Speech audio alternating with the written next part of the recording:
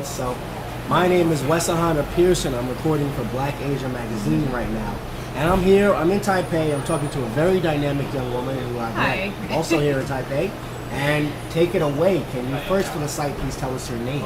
Yeah, my name is Toi Windham. I go by Toi. Toi is what I've always kind of gone by growing up. I am from Dallas, Texas, and went to school in Colorado for undergrad. I am here in Taipei pursuing my master's degree. I have one more semester, so I'm pretty excited. It's a 2-year program, so that's kind of the start of why I came to Taiwan in particular, but I've also lived in mainland China, so background. Yeah, so as far as you coming from Dallas, Texas, try and give me a picture of where you grew up so I can visualize what it was like for you growing up there.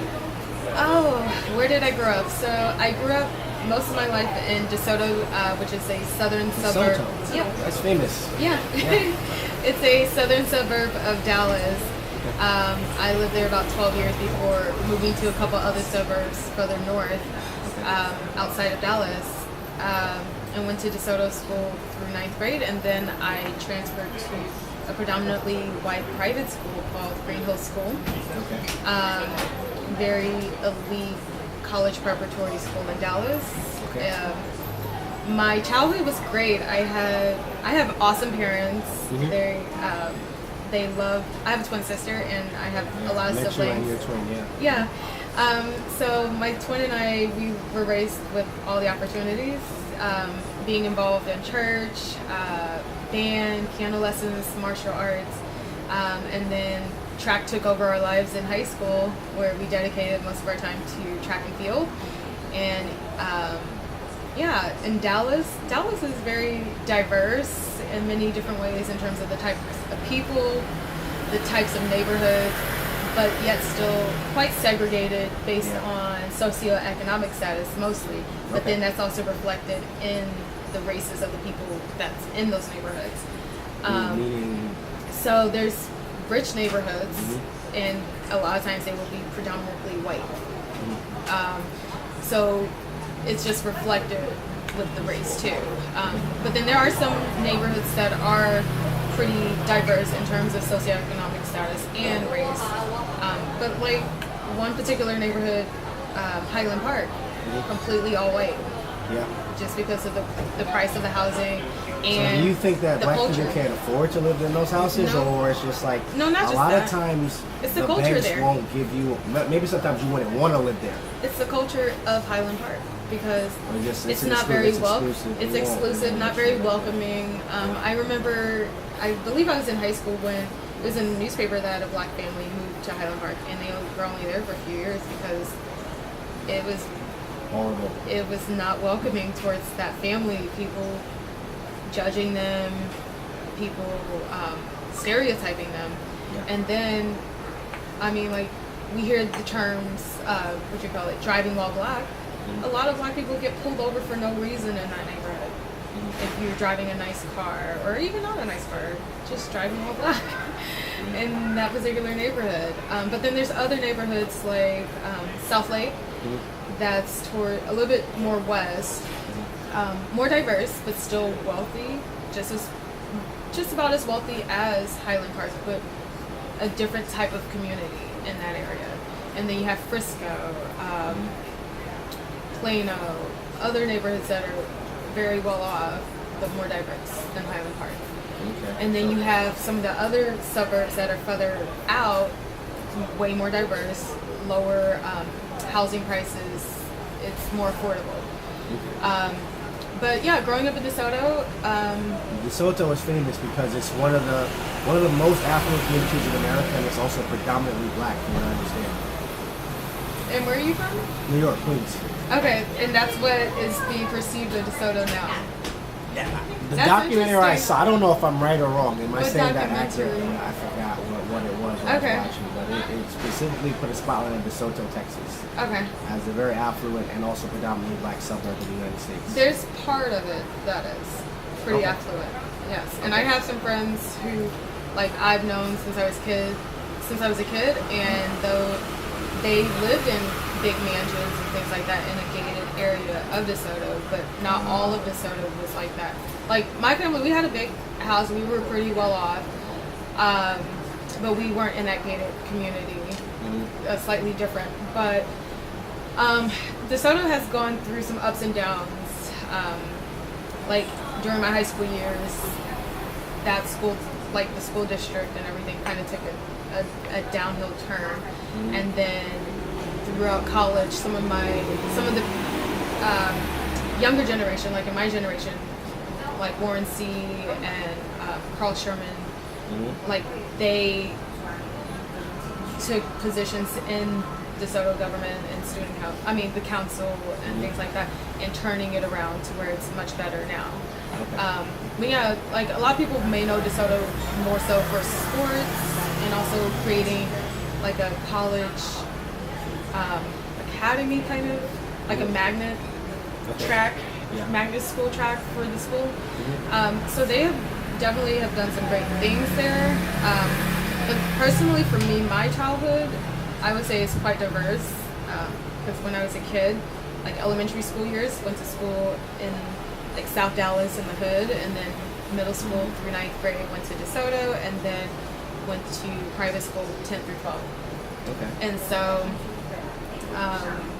very diverse, being around various different types of groups of people, and that's what my parents wanted for us, to be able to still be around my own kind, but then have opportunities and be able to balance between different worlds. Right. Because you have to, as a Black American. Yeah. Okay. Very vitally important. Yeah, and then like through college, like high school, I started learning Chinese, and then through college, got one of my degrees in it, and You have a degree in Chinese? Yes. In like speaking, or like what is it? It included. So the degree is just Chinese, but it includes language, history, culture, art, geography.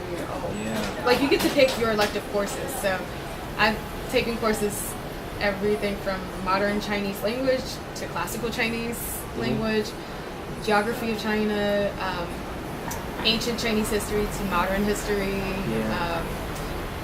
Chinese lit, where I learned about different Chinese, like modern Chinese writers, but also ancient Chinese writers and things like that.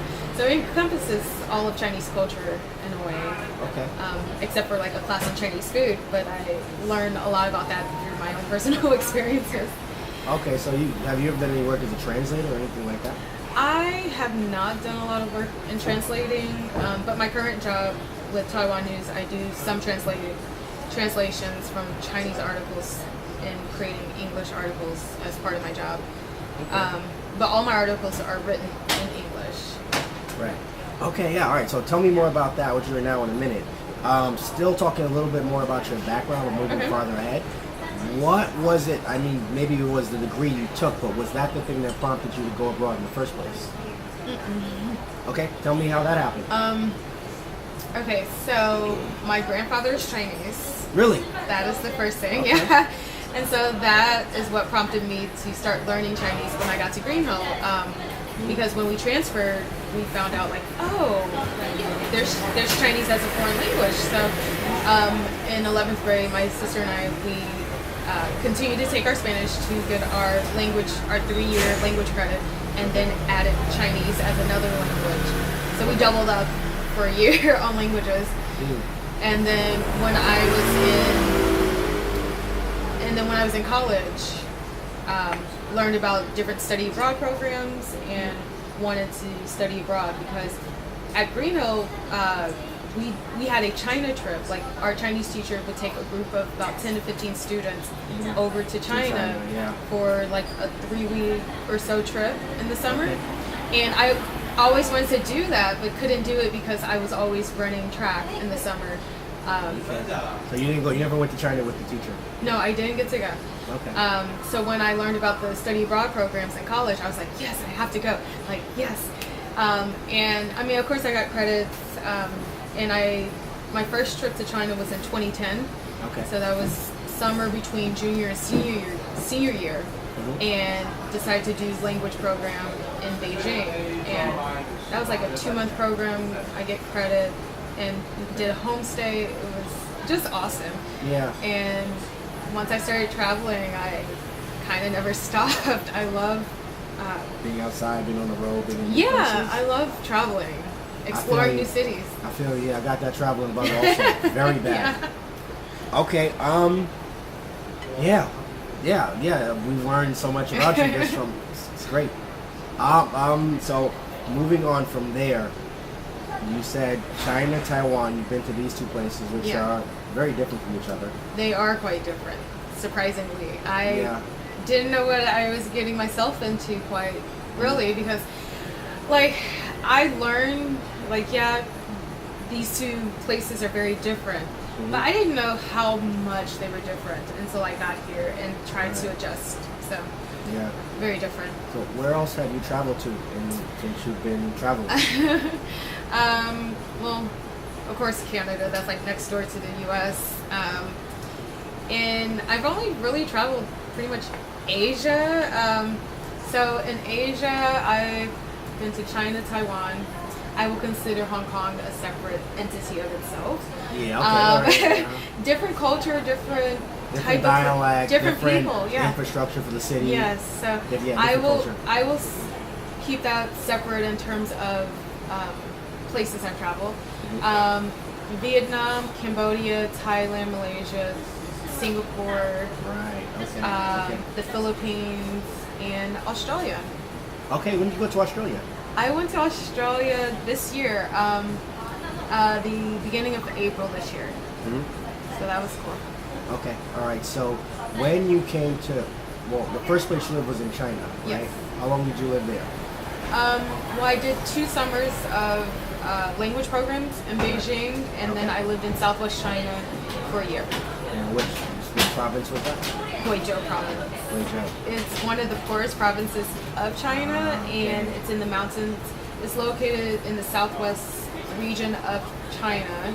So you have Yunnan province, which is where Kunming is, and then it's the province just to the east of that. Yeah. Okay. Was it, when you moved to China, did you find that you had to make a really big adjustment? If you compared your lifestyle in Dallas and your lifestyle in Guizhou. Yes. All right. Can you expound upon that? Very different. And like living in Guizhou province is very different than living in Beijing or one of the bigger cities too. So living in Guizhou, beautiful scenery. It's in the mountains, and it's a small city for China because like Beijing, Shanghai has over 15 million. Liupan Shui, which is the name of the city, only has about 3 million people, and I was one of 9 foreigners. So culturally, that's very different, and just seeing what you can live off of in terms of amenities, money, and it's way more rural than the big cities. Yeah.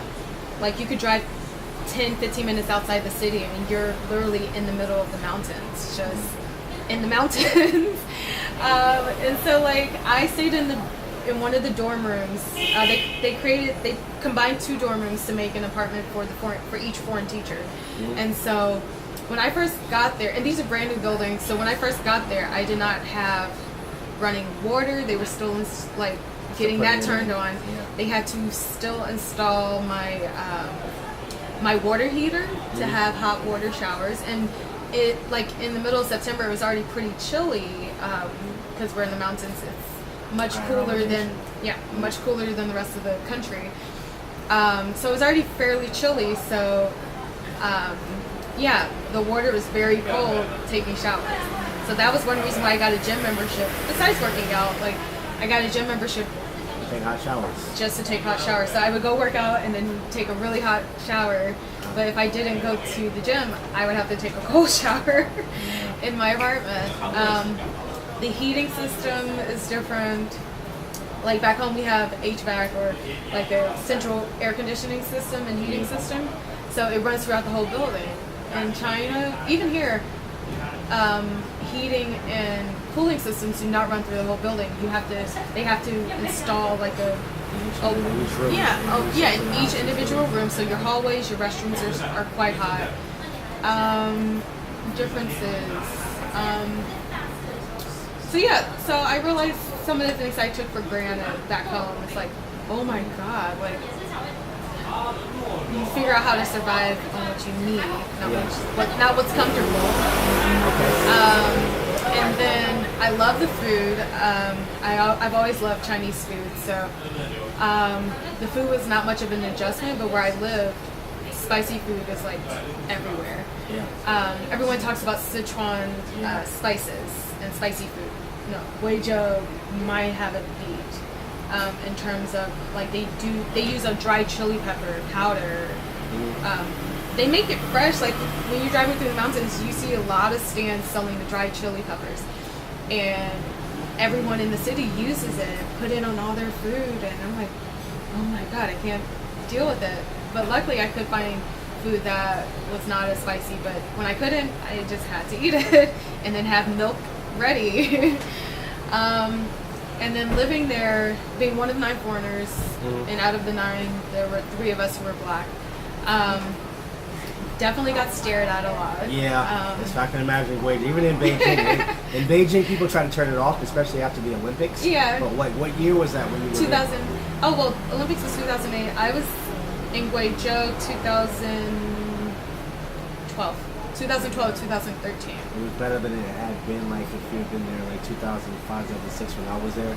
I think it got. No, in Guizhou it was not much better. People were just like. Yeah, people would literally be like stare at me or do double takes, like, what? Black person.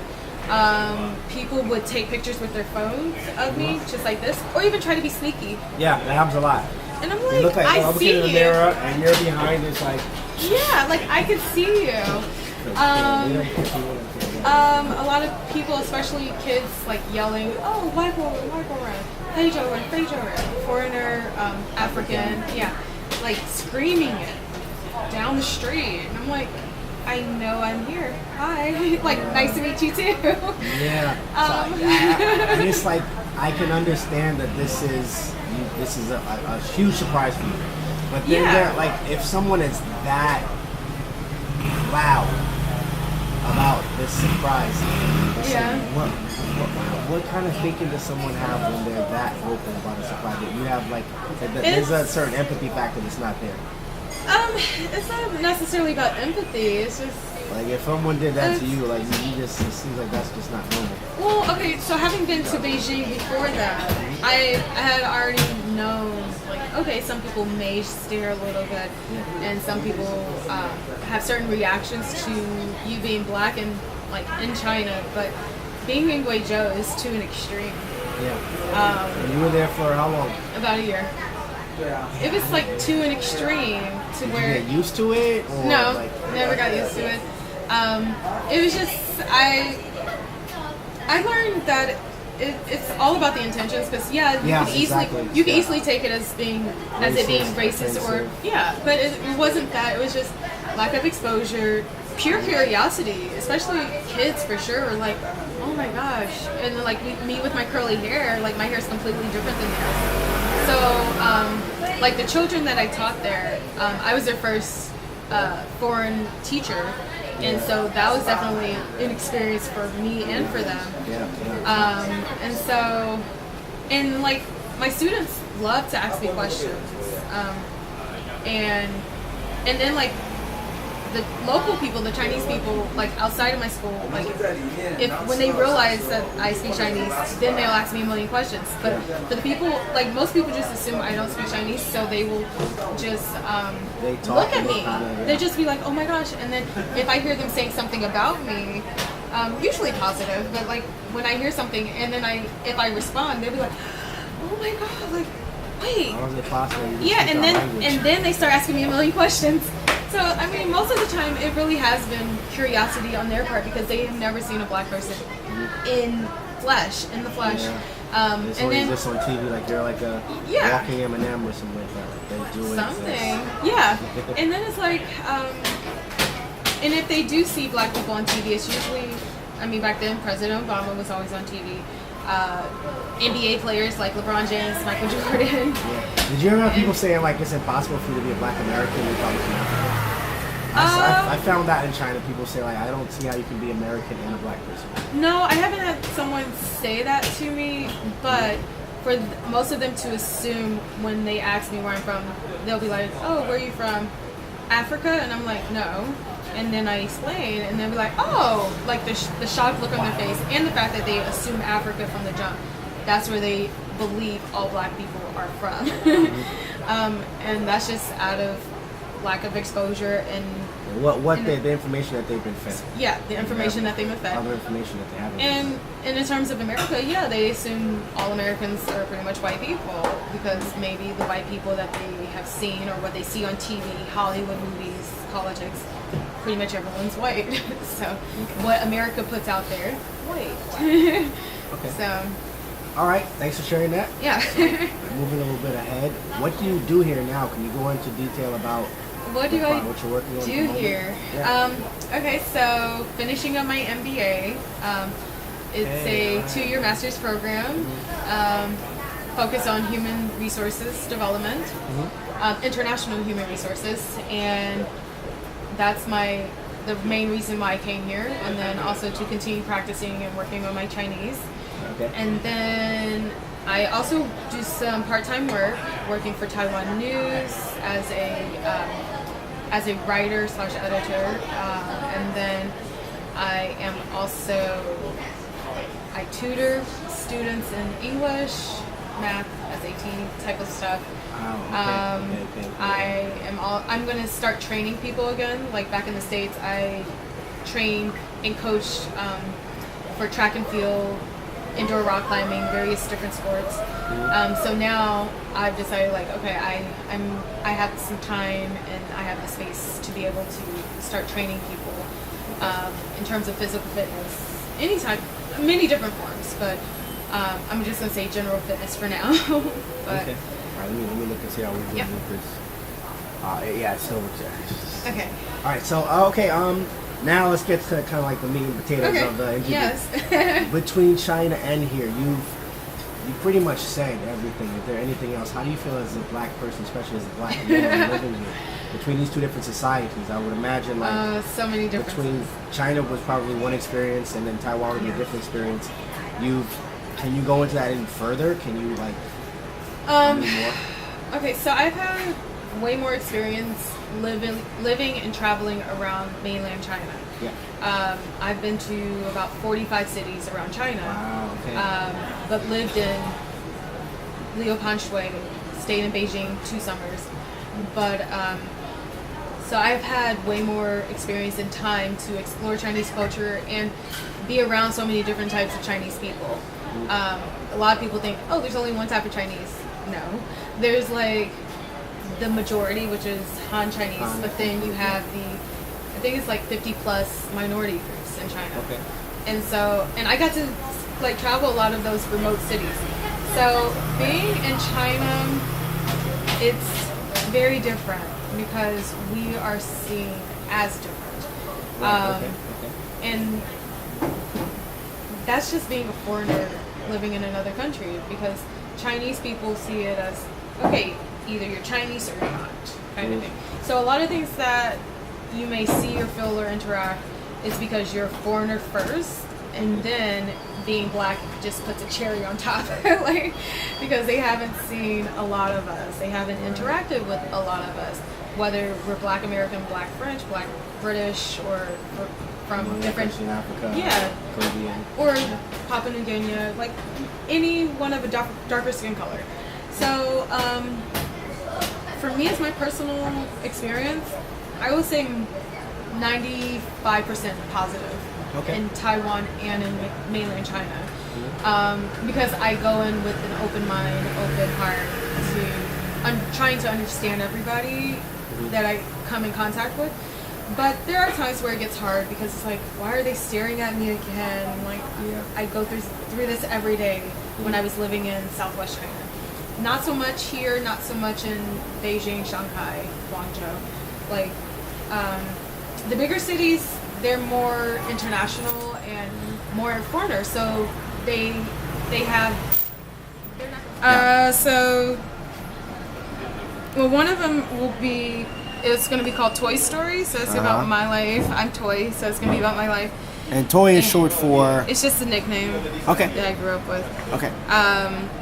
So yeah, about my life, focusing on travel, fitness, and having a good time, I guess. Excellent. Great. Yeah, things that I do for fun.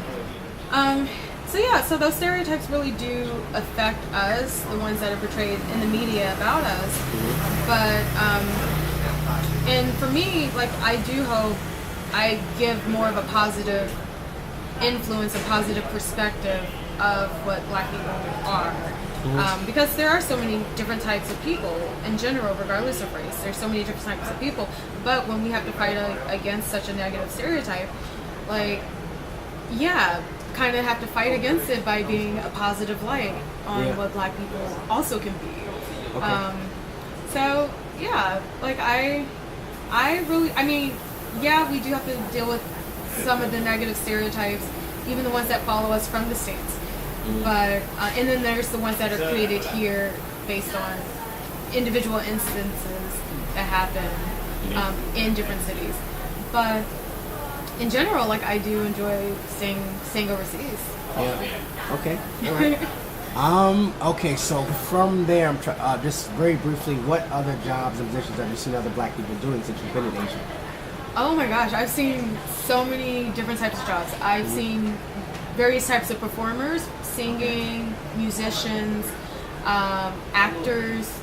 I have some friends who are like event planners and creating events, whether it's centered around music or art, like art curators. I have some friends involved in sports. I mean, like the CBA is one of the biggest basketball leagues in the world, like top 10 or 15. But they're moving up in the ranks in terms of what they pay foreigners to go to China for. So I have met a number of CBA players, but also people who create and program different sports camps or training programs for various sports like basketball, soccer, running, different things like that. So, and then of course there's teaching. Teaching is one of the most common jobs foreigners can get here in Asia, because all sorts of schools are looking for native speakers so that they can teach the local students how to speak correctly, because they have like the local teachers teaching them the grammar, the reading, the writing, things like that. But you put it together on paper, but speaking, it's almost like a dead language. Exactly, it's so strange. And I'm like, why are the teachers, say like the Taiwanese teachers, not teaching correct pronunciation? Like, if you were a language teacher in the States, you gotta know all aspects of that language and the culture and history to be able to teach. So, but yeah, here in Asia, and I'm sure like in other continents and countries, foreigners, especially English speaking, like native English speakers, are hired to be teachers for that language. So I've seen all sorts of Black people in so many different types of jobs. And I have been fortunate enough to make some really great friends with these people and make connections with people in different countries, different cities. Oh, I mean, you also got military, like in Japan and South Korea too. But yeah, I've seen people in many different positions, and it's really cool to see so many different types of people. And then also some people, they bring their whole families, their husband or wife with their children, and raising their children in a foreign country, which creates a whole different dynamic for that child. That's the right word to use, whole different dynamic. It's a whole different type of childhood, different from you and I, and it's so cool to see, because I've met some of these children, and like in Shanghai, like I have some friends who raising their kids. They're like in almost middle school age now, but learning Chinese just as fluently as they're learning English. Yeah, and being in the environment where they use it as a native speaker. It's amazing. I love it. I'm like, yeah. That's the future right there. Yeah. Okay. All right, so plans for the future. What are any projects that you're working on now that are going to go into the future, or what do you're finishing up your MBA? Yes. And apart from that, like, where do you see yourself projected? That is quite hard to say, because I live so much in the moment. So for me, To say what my plans are for the future, that's kind of hard because I dream a lot, but my dreams today are different than what they were last year and what they will be next year. But yeah, I'm finishing on my MBA, and then I will decide whether I'm staying here, go to another country, or go back to the States. A couple of things I am working on. Twin Travel and Trade is one of them. With my twin sister and I, we're Twin working. Travel and Trade. Yeah. Okay, so it's a tourism company? It's a mix of things. So we will eventually have a podcast where we're talking about traveling and then also our lives as twins. But then a lot of it will have to do with traveling and promoting other companies' businesses, even supplying companies with products, whatever they wanting to sell. Or if there's an entrepreneur who's like, hey, I want to start a cell phone case company. Okay, well, I have connections in China and can connect people with factories. And hey, instead of having a middleman, well, I guess I kind of would be the middleman because I'd be the one going back and forth. But I can connect you with a factory, and you can design your cases, put your logo on it, things like that. But I guess personalized service in that way.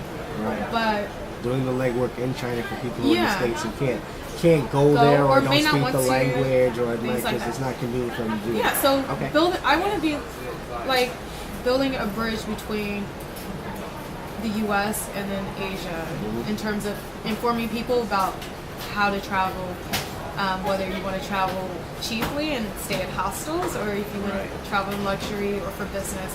Well, my sister and I will talk about that type of stuff, about how to travel, and then also just document my trips and traveling too, and show people it is possible to travel for $100 if you're already like say in the country. Minus the plane ticket. Yeah, minus the plane ticket from the States. But say if you were traveling to Beijing and you're like, hey, I want to go to the Philippines next, or I want to go to Japan next. Okay, we could figure out what's the best way. So maybe eventually help people with like travel concierge in a way. But there's a lot of layers to it, and still working on what order we're gonna attack this in, because there's fine details. Yeah, because there's so much that goes into traveling, and I just love it. Like, just love traveling. And another thing, I'm working on doing my own blog. So it's not up yet, but so you can interview me for your blog. I want to be one of the. You will be. You got me on Facebook and online, and you can.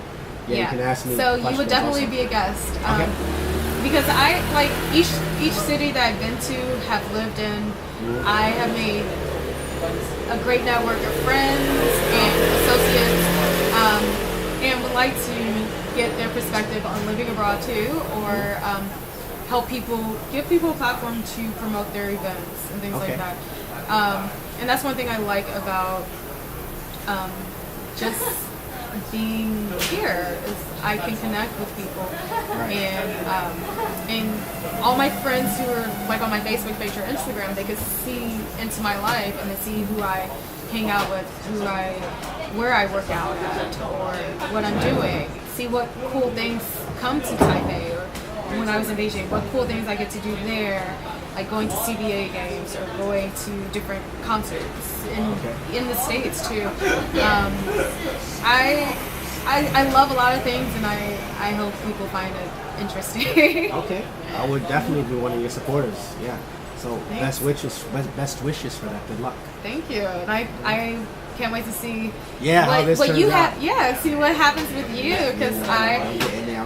When we first met, I was so definitely intrigued. Where did we meet? We met at Ivy Palace. It was called Ivy Palace. Yeah, that's the name of the place. It was a level up experiences event. It was a house party, so it was really cool. Because it is a different group of people than who I normally party with. I knew a good number of the people there, like the organizer, one of the organizers, Daniel Black. I know him. I've known him since when I first came here. And he puts on some great events. So I always enjoy seeing what he's doing, see what Level Up Experience is doing. Okay. And then, but yeah, we met up at that party with my twin sister. Yeah, your twin was there. I wanted both of you to come here, but we got you. She had to go back home. Yeah, they came. My family came here for my graduation, so it was fun. All right. Okay. So, yeah, we've been. You gave us quite a bit. I hope it's not too long. No such thing. I appreciate it. So, yeah. Final thoughts, comments, statement, anything. Final thoughts. Don't be afraid to take the plunge. Just if you're interested in living abroad or even traveling for an extended time, go out and ask. Go. Right. I mean, between you and I, we have a whole network of people. Yeah, it's only getting bigger. It is. We have a whole network of people who have lived abroad or even traveled for a long time in many cities around Asia. Yeah. And even between the two of us, people can ask us questions about any aspect of living out here. Actually, I've recently had a few people that I know back in Dallas asking me like, "Hey, I'm thinking of moving to Shanghai, or I'm planning on moving to this place." And I'm like, "Great, yeah, let's talk. Let's send me whatever questions you got. I definitely want to." Yeah, you were saying just help people. You had a blueprint when you came up. Well, you did have a blueprint. I wish I had more of a blueprint. And you want to help people have a blueprint. Yeah, I think that'd be important, regardless of which country you move to. There are some things that would be helpful in the transition and adjustment. The adjustment period when you go to a new country, and then figuring out how to find a network of friends is always useful. Right. Because they can help you find a good doctor, or help you find out where can I go to get pasta, or good pasta, or hey, I want to cook, but what's a good street market I can get some fresh produce from? Okay. Things like that. I think it just makes the journey a little bit easier. But again, more memorable. You want to have more positive memories than you have negative memories. Yeah, and I felt like I had, but. I mean, I think that's also part of the adventure, the unknown. Like getting a little lost, and then once you figure it out for yourself, you remember it a little bit better versus someone just handing you everything. And everyone's experiences will be different, as each person is different. Right. But yeah, just a few like to-dos and not to-dos, especially in terms of understanding the culture and being able to respect the country that you're living in at the same time as you're still being yourself too. Okay. All right. Thank you for that. Excellent. Yeah. All right. Black Asian Magazine. Had a good time. I'm going to tear into these winds right now. And milk They're not tea. cold yet, but I'm going to tear into them.